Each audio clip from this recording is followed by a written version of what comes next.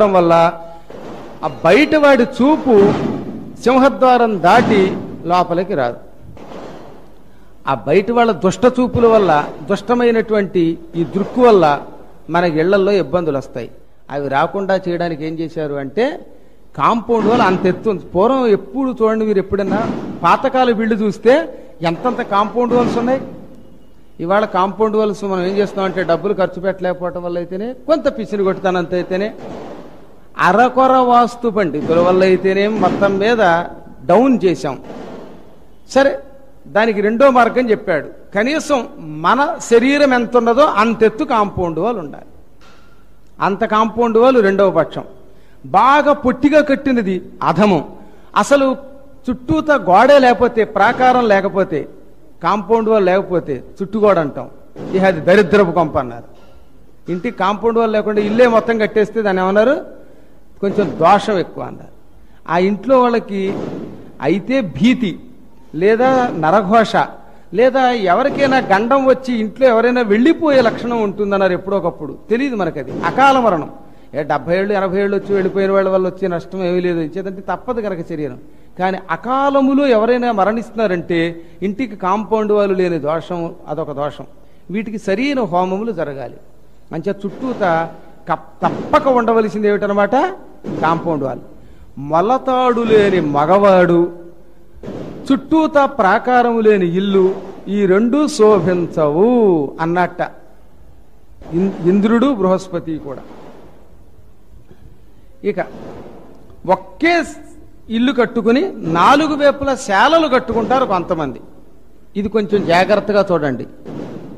ఇల్లు కట్టుకున్నాక వెనక వైపు ఒక అగ్ని గృహం, అంటే వంట ఇల్లు విడిగా కట్టుకుంటారు కొంతమంది ఇళ్లలో. ఇవాళంటే ఏదో 4 గదులు ఇళ్ళు కట్టేసుకుంటున్నాం, 6 గదులు ఇళ్ళు కట్టేసుకుంటున్నాం, ఒకే ఇంట్లో అన్నీ ఉంటున్నాయి కాబట్టి ఇబ్బంది లేదు. కానీ పూర్వం ఏం చేసేవారంటే ఇల్లు ఇలా కట్టి సెపరేట్గా వెనకాతల మళ్ళీ వంటిల్లు కట్టేవారు. అది దక్షిణం వైపో, పడమర వైపో, ఉత్తరం వైపో, తూర్పు వైపో కట్టేసేవారు. అలా ఎటు పెడితే అటు కట్టకూడదట. 4 వైపుల్లో ఏ వైపు ఉండొచ్చో ఏ వైపు ఉండకూడదో చెప్పాడు. దక్షిణం వైపున ఈ వంటశాల కట్టినట్టయితే దానికి విశాలము, వాతము అని పేరు. పూర్వదక్షిణ వైపు అంటే వాతము అని పేరట. దక్షిణం వైపున ఖాళీ అట్టే పెట్టి అక్కడ ప్రత్యేకంగా వంటశాల కట్టుకుంటే, అక్కడ వంటశాల ఉంటే ఆ ఇల్లు చాలా శుభప్రదమైనది. దక్షిణం వైపు శాల లేకుండా ఉత్తరం వైపు, తూర్పు వైపు, పడమర వైపు ఉంటే అటువంటిది కులక్షయకరం, అది భయదాయకం అన్నారు. దక్షిణం వైపు కాకుండా ఇతర వైపు ఉంటే, దక్షిణం వైపు ఉండి ఇతర వైపులో ఉంటే అప్పుడు దోషం ఉండదు. ఎందుకంటే సెపరేట్ ఇళ్ళు ఎప్పుడూ దక్షిణం వైపే ఉండాలట. అది గుర్తుపెట్టుకోండి.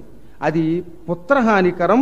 పశ్చిమం వైపు శాల లేకపోతే, తూర్పు వైపు శాల ఉంటే అది దోషం. ఇప్పుడు కూడా చాలామంది తూర్పు వైపున వంట ఇల్లు సెపరేట్గా చేసి పెడుతున్నారే, అలా వంట ఇల్లు తూర్పు వైపు సెపరేట్ చేయకూడదు. ఒకే ఇంట్లో ఉన్నప్పుడు ఆగ్నేయంలో వంటశాల కట్టచ్చు, కానీ అలా కాకుండా 2 ఇళ్ళు కింద ఒకే కాంపౌండ్ వాళ్ళు కడితే అటువంటిప్పుడు తూర్పు వైపున కట్టి పడమర వైపు, దక్షిణం వైపు ఇళ్ళు శాలలు లేకుండా ఉంటే అది కొంప ముంచేస్తుంది. దానికి పక్షఘ్నము అంటే పుత్రహానికరము, శత్రుకారకము అన్నారు. పశ్చిమం వైపు, తూర్పు వైపు ఉంటే అప్పుడు దోషం ఉండదు. దక్షిణం వైపు, ఉత్తరం వైపు ఉంటే అప్పుడు దోషం ఉండదు. దక్షిణం వైపు లేకుండా కేవలం ఉత్తరం, పడమర లేకుండా కేవలం తూర్పు ఉంటే ఆ శాలలు ప్రమాదం. శాలలు అంటే అది వంటశాల కానీ, గుర్రాల శాల కానీ, గోశాల కానీ ఇలాంటిది అన్నమాట, గుర్తుపెట్టుకోండి. అలా ఉండరాదు. ఒకవేళ అలా కట్టదలిస్తే దానికి దీనికి కాంపౌండ్ వాళ్ళు అడ్డం కట్టేయమన్నాడు. అప్పుడు ఇక దోషం లేదు. ఎప్పుడైతే కాంపౌండ్ వాళ్ళు వచ్చిందో నీకు ఇంకా దోషం లేదు. ప్రాకారం వచ్చాక ఏ స్థలానికి ఆ స్థలం సెపరేట్ అయిపోతాయి కనుక అది లాభం అన్నమాట. ఇప్పుడు ఇక్కడ పూర్వాది దిక్రమని చెబుతున్నా విను. స్నానగృహము, అనుగ్రహ గృహము, ఇవి రెండు తూర్పు వైపున కట్టుకోవడం మంచిదట. స్నానగృహం అంటే ఏంటి? బాత్రూమ్. అది ఎప్పుడు ఎటుండాలి? సాధ్యమైనంత వరకు తూర్పు వైపు. ఎంత బాగా ఇవన్నీ సాక్షాత్తు విష్ణుమూర్తి చెప్పాడు. ఇంద్రాదిక్రమతో వచ్మి ధ్వజాద్యష్ట గృహాంజహం ప్రక్షాళానుస్రగావాసమగ్నౌతస్య మహానసం. ఇది నిజమైన వాస్తు అంటే. మీరేమో క్యాలెండర్లు చూసి నమ్మేయకండి. స్నానగృహం తూర్పు వైపు, అనుగ్రహ గృహం తూర్పు వైపు. అనుగ్రహ గృహం అంటే ఏమిటి? మీరు పూజలు చేసుకునేది లేక ఇంకేదైనా దైవ సంబంధమైన పనులు చదువుకోవడానికి వీటికి కావలసిన గృహం తూర్పు వైపు ఉండాలి. ఇంకా వంట ఇల్లు ఎక్కడుండాలి? ఆగ్నేయంలో ఉండాలి. ఆగ్నేయంలో ఏం చెప్పాడు? అగ్నవు తస్య మహానసం. మహానస గృహము అంటే వంటిల్లు ఎప్పుడు ఆగ్నేయంలో ఉండాలి. యామ్యే రసక్రియ శయ్య ధనుశస్త్రాణి రక్షసి. పడుకునే ఇల్లు, భోజనం చేసే ఇల్లు, ఈ భోజనానికి సంబంధించినటువంటి వస్తువులు దాచుకునేవి ఇవి దక్షిణంలో ఉండాలి. అందుకే దక్షిణం వైపు మనం ముందు బెడ్రూమ్ పెట్టుకుంటున్నాం. కారణం అదనమాట. దక్షిణం వైపు ఎప్పుడు ఏముండాలి? నిద్రపోయే గృహం, శయ్యా గృహం ఉండాలి. రసక్రియ అంటే నెయ్యి, పాలు, వంటకి సంబంధించిన పదార్థాలు స్టోర్ రూమ్ కూడా దక్షిణం వైపు పెట్టుకోవచ్చుట. శస్త్రగృహం, ఆయుధాలు ఉన్నాయి, తుపాకులు, పూర్వం ధనుస్సులు, కత్తులు, కటార్లు, వీటితో పాటుగా ఇనప వస్తువులు, ఇవి ఎక్కడ పెట్టమన్నాడు? నైరుతిలో పెట్టుకోమన్నాడు. ఇనప వస్తువులు ఇప్పుడు అక్కడ పెట్టుకోవాలట. ధనుశస్త్రాన్ని రక్షసి. రక్షసి అంటే నైరుతి దిక్కు. అక్కడెప్పుడు ధనుస్సులు, శస్త్రములు ఇవన్నీ పెట్టుకోవాలి. అమ్మాయి, నువ్వు ఇల్లు కట్టుకున్నావా? ఇంకా కట్టలేదుగా? ఇంకా ఇల్లు కట్టలేదుగా? ఇవన్నీ రాసేసుకో మరి. తొందరలో భవిష్యత్తులో మరి అవన్నీ గుర్తుపెట్టుకోవాలి. అప్పుడు మళ్ళీనేమో గురువు గారు అని వస్తే నేను వెతకాలి ఇవన్నీ. ఒకవేళ వెతకాల్సి వస్తే 105వ అధ్యాయంలో రాశారు. అగ్ని పురాణంలో ఎన్నో అధ్యాయం? 105. రేపు పొద్దున ఎప్పుడైనా అడిగితే ఇవన్నీ నేను మళ్ళీ గుర్తు చేసుకుని చెప్పాలంటే పుస్తకం చూడాల్సి వచ్చిందనుకోండి. గురువు గారండి మీరు అన్ని 105, 108 కాదు, 105వ అధ్యాయంలో అగ్ని పురాణంలో ఉన్న చెప్పారండి, పేజీ నెంబర్ 310 అని కూడా చెప్పారండి, కాస్త చూడండి అంటే అప్పుడు తేలిగ్గా చూస్తాను. అట్లనే అన్ని వెతకలేక తల ప్రాణం తోక్కొస్తూ ఉంటుంది. కోర్స్ నాకు తోకలేదు, ఉన్న వాళ్ళకి తోక్కొస్తుంది, లేని వాళ్ళకి కాళ్ళకు వస్తుంది. అంచేత మొత్తం మీద ఏది ఏమైతేనే అందులో ఉందన్నమాట. ఇక ధనరత్నాదుల కోశాగారం. మీ ఇంట్లో క్యాష్ బాక్సులు పెట్టుకోవాలి. బంగారం ఉంది మా ఇంట్లో 1000 కేజీలు అనుకున్నవాళ్ళు, రత్నాలు ఉన్నాయండి, ముత్యాలు ఉన్నాయండి, అవి ఉన్నాయండి, ఇవి ఉన్నాయండి. కోశాగారం, బీరువాల్లో పెట్టుకునేవి కోశాగారాలు. ఇవన్నీ ఎక్కడ పెట్టుకోవాలి? పశ్చిమే అన్నాడు. అంటే ఇప్పుడు మీకు అర్థమైందా? ఐరన్ సేఫ్లన్నీ నైరుతిలో పెట్టుకుని ఉత్తరం చూడాలి అని చెప్పేవాడు మీకు ఎంత అబద్ధం ఆడుతున్నాడో. ఉత్తి ఇనుము మొక్క పెట్టమన్నాడు అక్కడ, అంతే. కానీ నవరత్నాలు కానీ బంగారం కానీ పెడితే అంటే విష్ణుమూర్తి చెప్పిందని కాదంటున్నాం మనం. ఎంత గొప్ప వ్యాపారస్తునికైనా అప్పుడప్పుడు ఒడిదుడుకులు ఎందుకు వస్తున్నాయి ఇప్పుడు అర్థం చేసుకోండి మీరు, కొంచెం సరిగ్గా పట్టించుకోకపోవడం వల్ల. ధనుభుక్త్యంబు పేశాఖ్యే అని చెప్పాడు. అంటే ఏమిటి? వరసగా నవరత్నాలు, బంగారు ఆభరణాలు, క్యాష్ ఇవన్నీ కూడా పశ్చిమం వైపు పెట్టాలి. ముఖం తూర్పును చూడటం మంచిదన్నమాట. ధనరత్నాదుల కోశాగారము. కోశాగారము అంటే క్యాష్ బాక్సులు అనమాట. అవి ఎప్పుడూ కూడా పశ్చిమ దిగ్భాగంలో పెట్టాలి. మనందరం కూడా ఆఫీసులు పెట్టుకునేటప్పుడు తూర్పుకేసి తిరిగేలా కుర్చీ వేసుకుంటాం కదా, పశ్చిమం వైపు కూర్చుని. ఆ పశ్చిమంలో మన వెనక భాగంలో ఆ క్యాష్ బాక్స్ కానీ మన ముందు భాగంలో కానీ పెట్టుకోవచ్చు. రెండూ దోషం లేదు, ఆ రెండూ పశ్చిమంలో ఉన్నాయి గనక. అన్నగృహం వాయవ్యంలో ఉండాలట. అంటే నువ్వు నిజానికి భోజనం ఎక్కడ చేయాలి? వండడం ఏమో వంటగృహం ఎక్కడ ఉండాలి? ఆగ్నేయంలో. కానీ డైనింగ్ ఎక్కడుండాలి? వాయవ్యంలో పెట్టాలి. ఇవాళ వాయవ్యంలో నిద్రపోయే గృహాలు కడుతున్నాం మనం. అన్నం ఏమో ఆ వంటింట్లోనో లేకపోతే మధ్యలో హాల్లోనో నానా చెత్తా చెదారాల్లో తింటున్నాం. ఇప్పుడు అర్థమైందా శాస్త్రం ఎంత గొప్పదో? ఇవన్నీ తేడా వచ్చే కలియుగంలో మోకాళ్ళ నొప్పులు, ఇంకేవో రకరకాల నొప్పులు ఎందుకు వస్తున్నాయి? అన్నం తింటే ఇండైజెషన్ ఎందుకు వస్తుంది? గ్యాస్ ట్రబుల్ ఎందుకు వస్తుంది? ప్యాస్ ట్రబుల్ ఎందుకు వస్తుంది అంటే ఇదిగో ఎందుకే వస్తుంది అన్నాడు. అన్నం ఎప్పుడు వాయువ్యంలో కూర్చుని తినాలి, గుర్తుపెట్టుకోండి. ఇంకా ఉత్తి మాడలు అంటే రూపాయి బిళ్ళలు, కట్టలు మాత్రమే ఉన్నాయి, మాకు బంగారాదులు లేవు అనుకుంటే ఆ ధన పశ్వాదులను ఉత్తరంలో పెట్టుకోమన్నాడు. ఉట్టి రూపాయలు మొదలైనవి మాత్రమే పెట్టుకునే బీరువా ఉంటే అది ఉత్తరంలో పెట్టాలి. పశుగృహం కూడా, ఆవులు కానీ గేదెలు కానీ ఇలాంటివి ఏమైనా ఉంటే, పశువులు ఏవైనా పశువులే కదా, గొర్రెలు కానీ ఆ బరుకో ఉండేవి అంటే ఏంటివి? చేపలను పెట్టుకుని అవేవో తొట్లు పెడతారే, ఏమిటంటారు వాటిని? ఫిష్ బాక్సులు. డబ్బాకి ఏదో పేరు ఉందమ్మా, ఆక్వా, అంతేనా? అదే అవన్నీ కూడా ఉత్తరం వైపే పెట్టాలట. నాకు ఈ దిక్మాలిన ఇంగ్లీషు రాదు, అంటే సరైన పదాలు నాకు ఇవ్వ తెలియదు. తర్వాత కోళ్ళు, గొర్రెలు, ఇవన్నీ. కుక్కలు కూడా ఇంట్లో కుక్కలు పెంచుకునే వాళ్ళు ఉత్తరం వైపు పెట్టుకోవాలట. కోళ్ల గృహం, కుక్కల గృహం అక్కడ పెట్టుకోవాలన్నమాట. మేము కుక్కలను అక్కడ ఎందుకు పెట్టుకుంటామండి, మాతో పాటు మా బెడ్రూమ్లోనే మా మొగుడు పిల్లల మధ్యలో పడుకోబెట్టుకుంటాం కుక్కలు అనుకుంటే అది వేరే విషయం. ఆయన చేత దిక్మాల పెదవులు నాకుతూ ఉంటే కానీ నిద్రట్టదు కొంతమందికి పాపం, అదో సరదా. ఆ చేతులు అన్నం తింటూ ఉంటే అన్నం కూడా నాక్కుంటూ ఉంటాయి. పిల్లలు చూస్తున్నాం, చెయ్యి నాకించుకున్నాక అప్పుడు వాళ్ళకి చెయ్యి కడుక్కున్నట్టు అనమాట. అన్నం తిన్నాక చెయ్యి కడుక్కోవడం మానేసింది ఒక అమ్మాయి. ఏమంటే మా కుక్క నాకుతుందండి, పిల్లికి కాలు పగిలిందని పాపం దానికి అన్నం పెడతాం మనం జాలిపడి. మొత్తం మీద అవన్నీ ఉత్తరం వైపు ఉండేలా చూసుకుంటే మంచిది. పిల్లల కంటే పిల్లలు ఎక్కువ, ఆ మాత్రం విలువ ఉంటూ ఉంటాయి మొత్తం మీద. అంచేత ఏమన్నారంటే పశుగృహములన్నీ కూడా ఉత్తరంలో ఉండాలి.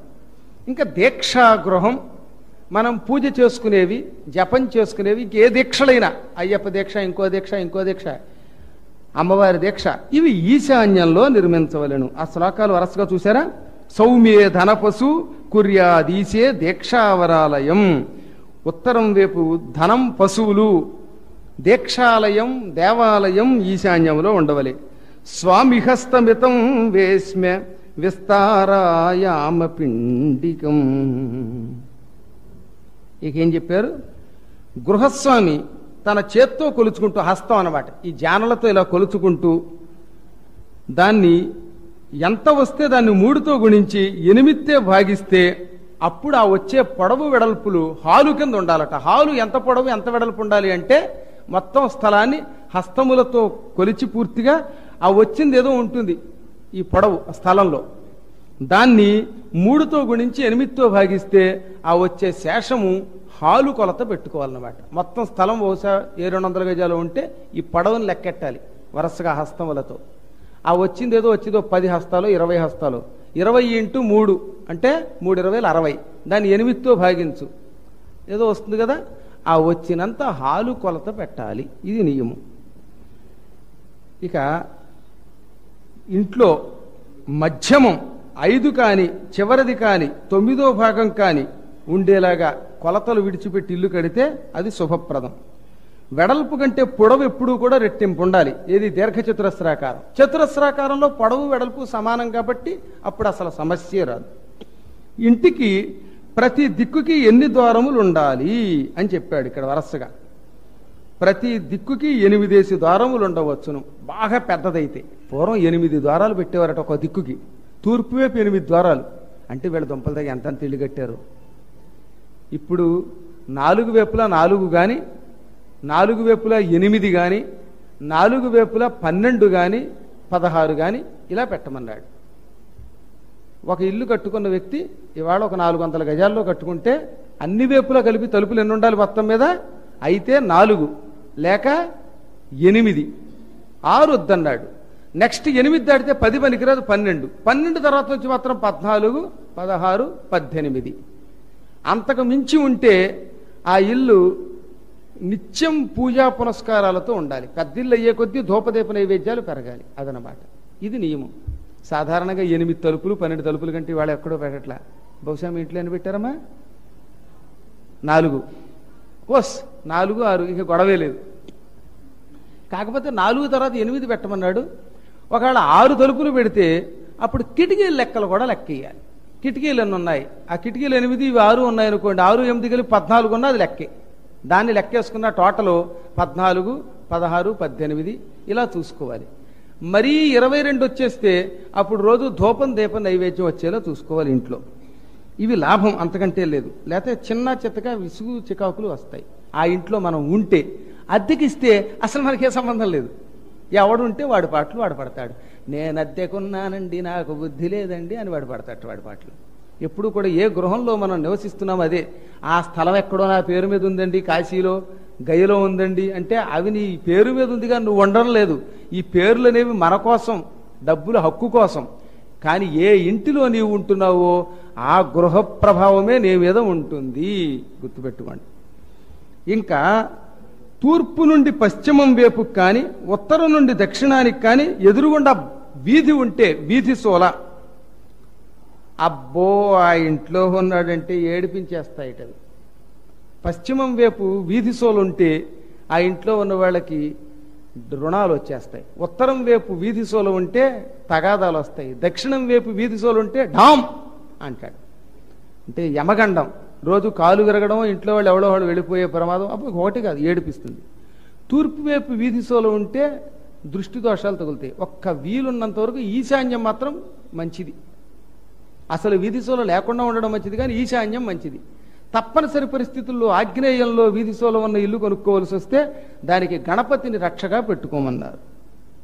ఇంకా బజార్లుంటే ఇంటికి ఎదురుగుండా మార్కెట్ ఉంటే, తూర్పు పశ్చిమములలో బజారు ఉంటే అది మంచిదే. కానీ దక్షిణం ఉత్తరాల్లో బజారు ఉంటే మనిషిని బజారుకి ఈడుస్తుంది. ఆ ఇంట్లో ఉన్నవాడు వాస్తు హోమాదులు చేసుకోవాల్సి వస్తుంది, లేదా ఇల్లు వదిలిపోవాలి. పూర్వం దిక్కున అంటే తూర్పు దిక్కున 8 ద్వారాలు ఉంటే ఆ 8 ద్వారాలు వరసగా ఏమిటంటే భయం, స్త్రీ, చాపల్యం, జయం, వృద్ధి, ప్రతాపం, ధర్మం, కలహం, నిర్ధనత. ఈ 8 ఫలితాలు వస్తాయి. ఆ 8 ఫలితాలలో శుభమైన ఫలితాలు ఎక్కువ వస్తాయి, అశుభ ఫలితాలు చాలా తక్కువ వస్తాయి. తూర్పు వైపు 8 తలుపులుంటే. అదే దక్షిణం వైపు 8 తలుపులుంటే దక్షిణం వైపు ముందు దాహం అంటే కొంప తగలడ్డం, లేదా దుఃఖం, లేదా మంచి మిత్రులు దూరం అవ్వడం, ధనం నాశనం అవ్వడం, మృత్యువు రావడం, డబ్బు నాశనం, శిల్పజ్ఞానం, పుత్రప్రాప్తి వస్తుంది. ఆగ్నేయంలో మాత్రమే ఉంటే ధనప్రాప్తి, మిగతా ఉండవు. పుత్రప్రాప్తి కలుగుతుంది, ఇబ్బంది ఉండదు. ఇక పశ్చిమం వైపు ద్వారాలుంటే, అన్ని ద్వారాలు పశ్చిమమే ఎక్కువ ఉంటే ఆయుష్ పెరుగుతుంది, సన్యాసం ఉంటుంది. ఆ ఇంట్లో వాడు ఎవడో సన్యాసం పుచ్చుకుంటాడు. సస్యం, పంటలవి బాగుంటాయి, డబ్బు ఉంటుంది, శాంతి ఉంటుంది. కానీ క్రమంగా పశ్చిమం నుంచి ఇటు నైరుతి వైపు కనుక ద్వారం పెడితే అర్ధనాశనం, ఎండిపోవడం, మనిషి భోగం ఉంటుంది, సంతాన ప్రాప్తి ఉంటాయి. రోగం, మదం, ఆర్తి, ముఖ్యత, అర్ధ, ఆయుకృషిత ఇవి ఉత్తర ద్వార ఫలితాలు.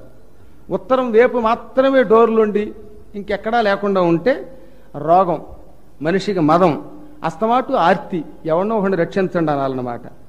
ఇంకా ముఖ్యులు కొంచెం దూరం అయ్యే లక్షణం ఉంటుంది. కీర్తి వస్తుందిట, కాకపోతే డబ్బు వస్తుందిట, వచ్చినా సుఖం ఉండదు, ఏం లాభం. ఆయుష్కి మాత్రం లోటు ఉండదు, మనిషి మాత్రం ఎండిపోతాడు, చిక్కిపోతూ ఉంటాడు. ఇలా ఆయా దోషాలు అంటే ఒక తలుపు ఉంటే ఇంకో తలుపు ఎటువైపు ఉంటాయో తెలుసుకోవాలి. ఎన్ని విన్నా ఫైనల్గా ఒక్కసారి గురువులకి చూపించుకుంటేనే దానివల్ల లాభం, దొరికితే. దొరకకపోతే యోగం. ఇంకా నగర వాస్తు ఏంటంటే, నగరం ఎప్పుడూ కూడా మధ్యలోంచి అస్తమాటు కాలువలు గేలవలు వెళ్ళిపోతూ ఉంటే అనుకున్నంత అభివృద్ధి ఉండదట. ఎక్కువ చుట్టూతా కాలువలు, ఎక్కువ సరస్సులు చుట్టూకుండా ఒకవైపు ఉండాలట. అలా కాకుండా అర్థం పర్థం లేకుండా ఉన్న నగరాల వల్ల అత్యంత ఉన్నత్వం ఉండదు. నగరానికి పూర్వద్వారం, దక్షిణ ద్వారం, పశ్చిమ ద్వారం, ఉత్తర ద్వారం అని 4 వైపులా ఉంటే చాలా మంచిది. నగరానికి ఏ వైపు ఏ కొలతుందో లేకుండా, అసలు ఎటు కోణం ఉందో ఎటు దిశ ఉందో తెలియకుండా ఉంటే ఆ ఊరికి దశ ఉన్న ఆ దిశ సరిగ్గా లేకపోవటం వల్ల తరచుగా నగరంలో ఏవో ఇబ్బందులు వస్తూ ఉంటాయి, ఒడిదుడుకులు వస్తూ ఉంటాయి. నగరంలో అమ్మవార్ల యొక్క ప్రతిష్ట, పూజలు జరుగుతూ ఉంటే నగరానికి రక్షణ జరుగుతుంది. ఉత్తరాయణ పుణ్యకాలం ధనుర్మాసంలో విష్ణు పూజ జరగాలి. కార్తీక మాసంలో, మాఘమాసంలో శివ పూజ జరిగితే ఆ నగరానికి శుభం కలుగుతూ ఉంటుంది. ఇది ఆ నగర సంబంధమైనటువంటి వాస్తు విశేషాలు. ఇక తీర్థ మహాత్మ్యం చెబుతున్నా విను అని. ఇక్కడి నుంచి అగ్నిదేవుడు మధ్యలో ఈ హయగ్రీవుడు నారదాదులకి బ్రహ్మాదులకి చెప్పాడుగా, అది అయిపోయింది. ఇప్పుడు మళ్ళీ అగ్ని యథాప్రకారంగా వశిష్ఠాది ఋషులకు చెబుతున్నాడు. అత్యంత భుక్తి ముక్తిప్రదమైన తీర్థ మహాత్మ్యం గురించి చెబుతున్నా. మానవుడు పుట్టిన తర్వాత తీర్థయాత్రలు చేసి తీరాలి. విద్యా తపకీర్తి కలిగిన వాడు మాత్రమే తీర్థాల వల్ల పూర్తి ఫలితం పొందుతాట. తీర్థయాత్రలు అందరూ చేసినా అందరికీ సమానమైన ఫలితం వస్తుందా? రాదు. అందులో విద్యావంతుడికి తీర్థయాత్ర వల్ల ఎక్కువ ఫలితం వస్తుంది. తపస్సు చేసేవాళ్ళు అంటే గురువుగారు ఏదైనా మంత్రం ఇస్తే దాన్ని దీక్షగా భక్తితో జపం చేసుకునే వాళ్ళకి నెక్స్ట్ ఎక్కువ ఫలితం వస్తుంది. మంచి కీర్తి ఉంటే ఇతరులకు దానం చేస్తాడు, ధర్మం చేస్తాడు, ఉత్తముడని అలాంటి కీర్తివంతుడికి తీర్థయాత్ర వల్ల ఎక్కువ ఫలితం వస్తుంది. తక్కిన వాళ్ళకు ఫలితం రాదండల్లా, 1000 ముగ్గురికి వచ్చేంత ఫలితం రాదు. కాశీ వెళ్ళి స్నానం చేశాం, స్నానం చేస్తే అందరికీ ఎంతో కొంత పుణ్యం ఉంటుందిగా. అందులో విద్యావంతుడికి, తపోదీక్ష కలిగిన వాడికి, సత్కీర్తి ఉన్నవాడికి ఎక్కువ ఫలితం అన్నమాట. అది వీళ్ళు మాత్రమే తీర్థయాత్ర ఫలితాన్ని ఎక్కువ పొందుతారు. తీర్థయాత్రల్లో ఏం చెయ్యాలి? సాధ్యమైనంత వరకు ఇతరులను అసలు ఎత్తకూడదు, దూషించకూడదట. పుల్లాయమ్మ గారి గురించి, దెబ్బాయమ్మ గారి గురించి, సుబ్బాయమ్మ గారి గురించి అక్కడ ఎత్తకూడదు. అసలు మనకెందుకు వచ్చింది? అక్కడ చెప్పాడు ఆయన. తీర్థయాత్రల్లో ఒక్క గురు బ్రాహ్మణులు తప్ప, అంటే పురోహితులు మొదలైనటువంటి వాళ్ళు తప్ప తక్కిన వాళ్ళు ఎవరు దానం పుచ్చుకోకూడదు. ఎందుకంటే మీ చేత యజ్ఞం చేయిస్తున్నానికి మీరు 10 రూపాయలు ఇస్తే ఆయన దానం పుచ్చుకోవచ్చు, వాడు ఒక్కడికి అర్హత ఉన్నది. అక్కడున్న అర్చకులు, అక్కడ ఉండేటటువంటి స్థానికులైన వాళ్ళు, ఇటువంటి వాళ్ళకి ఇవ్వాలి. సరే, గురుస్థానం ఎప్పుడు గురుస్థానం. తక్కిన వాళ్ళు ఎవరో ఏ ప్రసన్నం అక్కడికి వెడితే ప్రసన్నానికి గొలుసిస్తున్నానని ఎవరన్నా ఇస్తేనే అబ్బాయి బాబోయ్ పుచ్చుకోకూడదండి, అది గురువు గారికి ఇచ్చేస్తానండి అనాలి. మంచి పిల్లలు అయితే అలా ఇస్తారు, లేకపోతే జేబులో వేసుకుంటారు, జేబు ఉంటే. అంచేత అక్కడ మాత్రం ఎట్టి పరిస్థితుల్లో ప్రతిగ్రహణం పనికిరాదు. ఎంత ప్రమాదమో చెప్పాడనమాట అక్కడ. ప్రతిగ్రహాత్ ఉపావృత్తో లఘ్వాహారో జితేంద్రియ. తీర్థయాత్రలకు వెళ్ళామంటే వెళ్ళామా, అక్కడికి వెళ్ళాక ఏమేం చెయ్యాలో చెప్పారు ఇక్కడ. ముందు ప్రతిగ్రహం, దానం పుచ్చుకోకు. రెండోది నియమిత ఆహారం భుజించు. ఒక నియమం ప్రకారంగా మంచి ఆహారం తినాలి. ఏం తినాలి అక్కడ? ఆహారం సాత్విక ఆహారం తినాలి. మసాలాలు పనికిరావు, ఎండ్రేలు ఎండు చేపలు పనికిరావు, కోడిగుడ్లు కూడా పనికిరావు, ఇంకా బుడ్లు అసలు పనికిరావు. గుడ్లే పనికిరావు అంటే మేము బుడ్లు కూడా వేసుకుంటాం అంటే తీర్థయాత్రలు అబ్బే అస్సలు. గుడ్లు బుడ్లు రెండూ కూడా అక్కడ నిషేధం. మాంసాహారం పొరపాటును కూడా పనికిరాదు అక్కడ. అక్కడ కూడా నాన్ వెజ్ హోటల్ ఉన్నాయంటే వాడు పెట్టుకునేవాడు ఎవడో పెట్టుకుంటాడు. మీకెందుకు తీర్థయాత్రకి వెళ్ళాక అక్కడికి వెళ్ళి అంటాడు.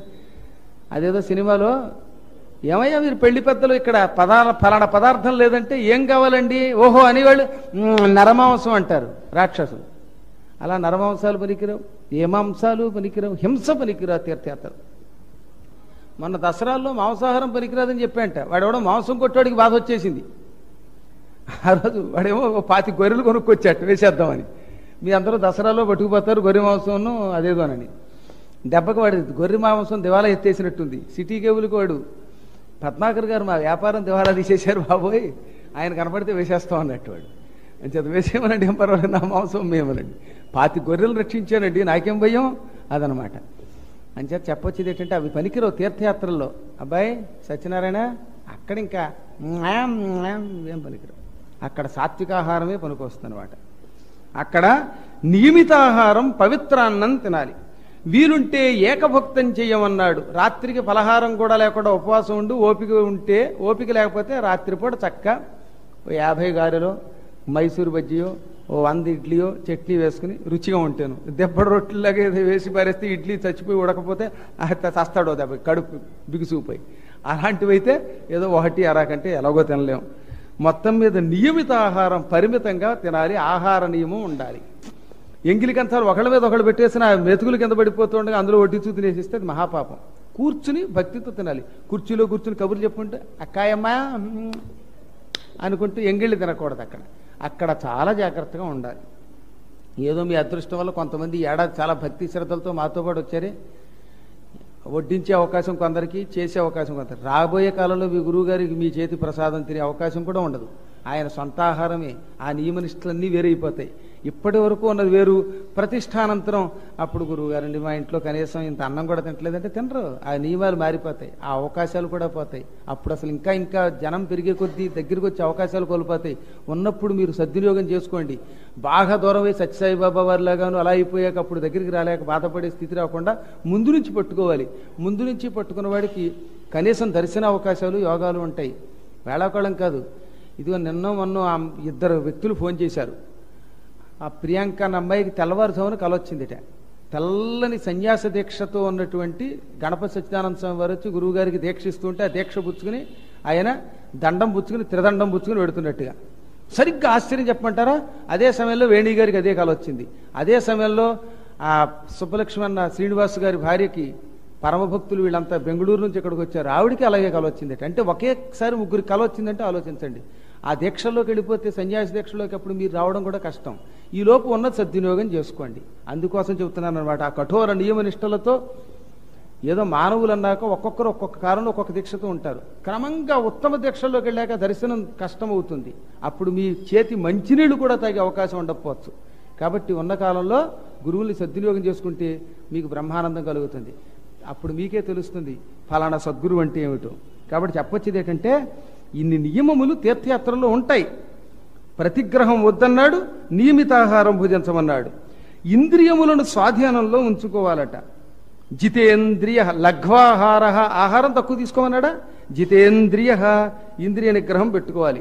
ఇంకా అక్కడేమో పెళ్ళాం మీద మొగుడు, మొగుడు మీద పెళ్ళాం, స్నేహితురాలి మీద ఏమో స్నేహితుడు, స్నేహితుడి మీద స్నేహితురాలు, ఇలా ఏం అక్కర్లా. ఈసారి నేను చాలా వరకు పర్వాలా, ఏదో ఒకళ్ళిద్దరు మధ్య మధ్యలో గైగైలాడినా నియమనిష్టలతో వస్తున్నారు. అలా ఉండాలి అక్కడ. సాధ్యమైనంత వరకు ఆలయం లోపల చెప్పులతో తిరగకూడదు. ఎలాగో గుళ్ళో చెప్పులు వేసుకుని వెళ్ళనివ్వరు అనుకోండి, ఇబ్బంది లేదు. ఈ నియమములతో ఉంటే తీర్థయాత్రికుడు సకల యజ్ఞ ఫలితములు పొందుతాడు. 3 రాత్రులు ఉపవాసం చేయగలిగితే వాడు ఐశ్వర్యవంతుడు. 3 రాత్రులు ఉపవాసం చేయకపోతే, అంటే పగలు భోంచేయి, రాత్రికి ఉపవాసం చేయి. అందుకే రాత్రిపూట సాధ్యమైనంత వరకు భోజనాల బదులుగా ఫలహారాలు పెట్టారు. కారణం అదే. అలా 3 రాత్రులు ఉపవాసం చేయకపోతే తీర్థయాత్రల్లో వాడు దరిద్రుడు అవుతాట. యావత్ జీవితంలో ఒక్కసారి కూడా తీర్థయాత్రకు వెళ్ళకపోతే వాడు దరిద్రుడు అవుతాట. ఇక్కడ చెప్పిన శ్లోకం వినండి. ఏమన్నాడు? అనుపోష్య త్రిరాత్రాణి తీర్థాన్యనభిగమ్యచ. జీవితంలో తీర్థయాత్రకు వెళ్ళకపోతే, తీర్థయాత్రలో 3 రోజులు ఉండకపోతే, లేదా తీర్థయాత్రల్లో 3 రోజులు ఉపవాసం ఉండకపోతే రాత్రుళ్ళు, వాడు దరిద్రుడే పుడతాడు వచ్చే జన్మలో. కాబట్టి ఇప్పుడు వచ్చిన వాళ్ళు 3 రోజులేంటి, 7 రోజులు నిద్రపోయారు తీర్థయాత్రలో, చాలు సగం పుణ్యం వచ్చినట్టే. అక్కడ ఉపవాసం చేసిన వాళ్ళు మరీ అదృష్టవంతులు. యజ్ఞం వల్ల కలిగే ఫలితం తీర్థయాత్రల వల్ల కలుగుతుంది. అందులో ఇక యాత్రల్లో ఏ ఏ యాత్రలు గొప్పమైనవి అంటే, పుష్కరం శ్రేష్టమైన తీర్థం. 3 సంధ్యలు అక్కడ సకల దేవతలతో కలిసి మరీ ఉంటాడు బ్రహ్మ. అందువల్ల కోరికలు ఉన్నవారు పుష్కర సమయంలో యాత్ర చేయటం చాలా గొప్పది. సింధు నది పుష్కరాలు వస్తున్నాయి ఈసారి. ఓసారి గంగకు వస్తాయి, ఓసారి యమునకు వస్తాయి, గోదావరికి వస్తాయి. అక్కడ 3 రాత్రులు ఉండమన్నాడు. అక్కడ శ్రద్ధతో చెయ్యాలి. అశ్వమేధ యజ్ఞ ఫలితం పొంది బ్రహ్మలోకానికి పోతారు. ఆ పుష్కర సమయంలో దేవతల్ని, పితృదేవతల్ని పూజించి పిండ ప్రదానం చేసేవారు. కార్తీక పూర్ణిమ నాడు అన్నదానం చేశామంటే తీర్థయాత్రల్లో ఇక వాడు బ్రహ్మలోకం పొందుతాడు. కార్తీక మాసం అంత గొప్పదన్నమాట. పుష్కరానికి వెళ్ళడానికి, అక్కడ తపస్సు చేయడానికి, దానం చేయడానికి అవకాశం లభించదు. అందుకే పుష్కరాల్లో అందరూ స్నానం చేయగలుగుతున్నారా? అందరూ అక్కడ దానం చేయగలుగుతున్నారా? అవకాశం రావడమే కష్టం. ఇంకా అక్కడ నివసించిన తర్వాత సౌభాగ్యం లభించడం అతి దుష్కరం. పుష్కరంలో నివసించేవాడు, జపశ్రాద్ధాలు చేసినవాడు తన వంశాల వాళ్ళను 100 తరాల వాడను ఉద్ధరిస్తాడు. ఇంకా జంబూ మార్గం, తండులికాశ్రమం ఇవన్నీ కూడా పుష్కర తీర్థంలో ఉన్నాయి. పుష్కర తీర్థం అంటే ఇప్పుడు ప్రస్తుతం రాజస్థాన్లో అజ్మీర్ దగ్గర ఉంది, అక్కడ ఉంటాయి. కణ్వాశ్రమం, కోటి తీర్థం, నర్మదా, అర్బుదం ఇవి తర్వాత ఉత్తమ తీర్థాలు. చర్మణ్వతి, సింధు నది, సోమనాథం, ప్రభాసం, సరస్వతి సముద్ర సంగమం, సాగర స్నానం ఇవి తీర్థం. ఇవన్నీ మీరు కొన్ని చూశారు మొన్న. సోమనాథం, ప్రభాసం, సరస్వతి సముద్ర సంగమం ఇవన్నీ కూడా ఇదివరకు చూశారు. పిండారక క్షేత్రం, ద్వారక, గోమతి ఇవి సర్వసిద్ధిప్రద తీర్థాలు. ఇవి కూడా మీ అదృష్టవశాత్తు చూచారు. పిండారక క్షేత్రం అంటే ఇప్పుడు భేంట్ ద్వారక దగ్గర ఉందన్నమాట. గోమతి, ద్వారక ఈ గోమతి తీరంలో ఉన్న ద్వారకా నగరంలో కూడా మన యాత్రలకు మీరు అంతా వచ్చినట్టున్నారమ్మా. వచ్చిన వారంతా చూచారు. రాని వాళ్ళు వచ్చే ఏడాది ఎప్పుడో పెట్టుకుని వెళ్ళండి. ఇక భూతీర్థం, బ్రాహ్మతుంగ తీర్థం, పంచనదములు ఇవన్నీ చాలా ఉత్తమాలు. భీమానది, గిరీంద్ర తీర్థం, దేవికా నది, పాప వినాశనం, నాగోద్భేదం, అఘాదనం, కుమారకోటి ఇవి కూడా సకల ఫలప్రదాలు. నేను కురుక్షేత్రానికి వెడతాను, కురుక్షేత్రంలో నివాసం చేస్తాను అనుకున్నవాడు స్వర్గానికి ఎడతట్టండోయ్. మనం ఇదివరకు కాశీ గురించి చెప్పుకున్నామా, ఇప్పుడు ఇక్కడ ఇంకో మాట కూడా చెప్పాడు. ఇది కూడా చాలా గొప్పదట. చెప్పండి మీరందరూ కూడా. కురుక్షేత్రం గమిష్యామి, కురుక్షేత్రే వసామ్యహం, యయేవం సతతం బ్రూయాత్ సోమలః ప్రాప్నుయాత్ దివం కురుక్షేత్రం చాలా గొప్పదని, అక్కడికి శ్రీకృష్ణుడు కూడా గ్రహణం సమయంలో వెళ్లి బంగారం దానం చేస్తాడని, స్నానం చేస్తాడని చెప్పుకున్నాం మనం. ఎవడైనా భక్తితో నేను కురుక్షేత్రం వెడతాను, కురుక్షేత్రం గమిష్యామి అంటే కురుక్షేత్రం వెడతాను, కురుక్షేత్రే వసామ్యహం ఆ కురుక్షేత్రంలోనే ఉంటాను అని ఎవడైనా ఒకరోజు కాదు రోజు అనుకోవాలట.